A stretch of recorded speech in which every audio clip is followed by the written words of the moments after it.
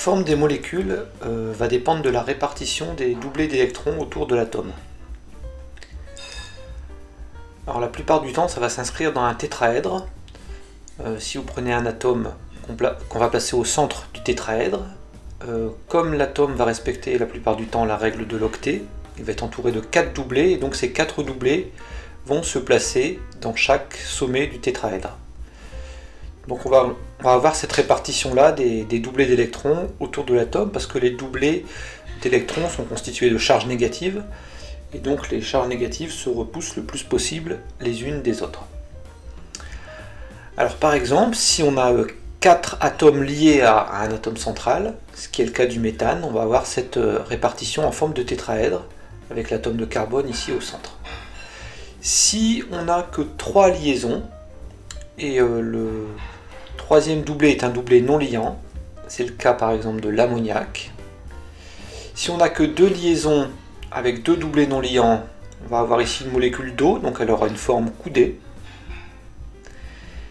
Et puis on peut aussi avoir des doubles liaisons.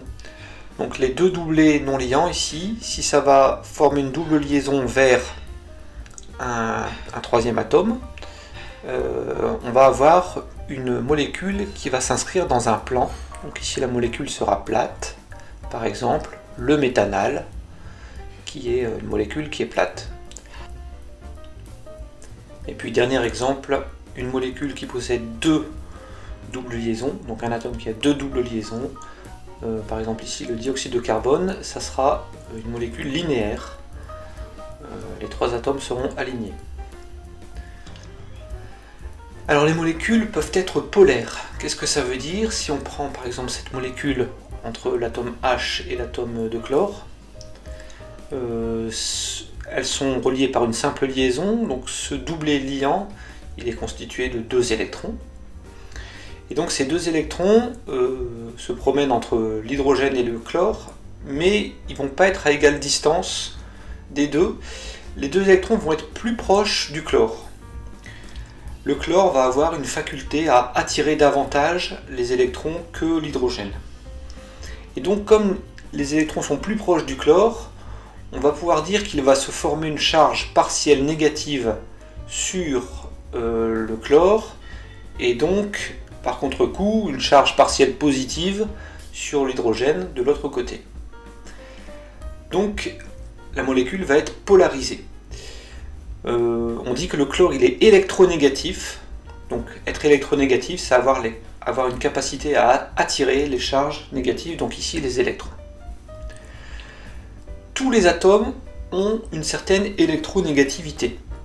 Si on représente ça par rapport à la classification des éléments, l'électronégativité ici, elle est surtout très importante en haut à droite de la classification pour azote, oxygène, fluor et chlore.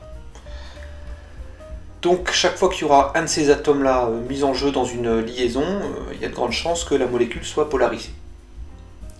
Donc si je reviens sur la molécule précédente, on dit que la molécule est polaire, donc des charges moins qui sont localisées sur le chlore et des charges plus localisées sur l'hydrogène.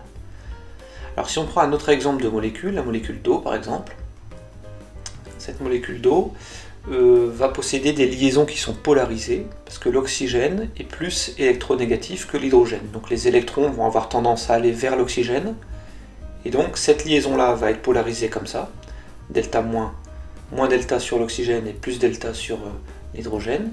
Et puis même chose pour la deuxième liaison. Donc aussi, moins delta ici du côté de l'oxygène et plus delta du côté de l'hydrogène. Donc en fait on a moins de delta sur l'oxygène. Donc cette molécule là, elle va être polarisée de cette manière là. Du côté de l'oxygène, ça sera le pôle moins, et du côté des hydrogènes, ça sera le pôle plus.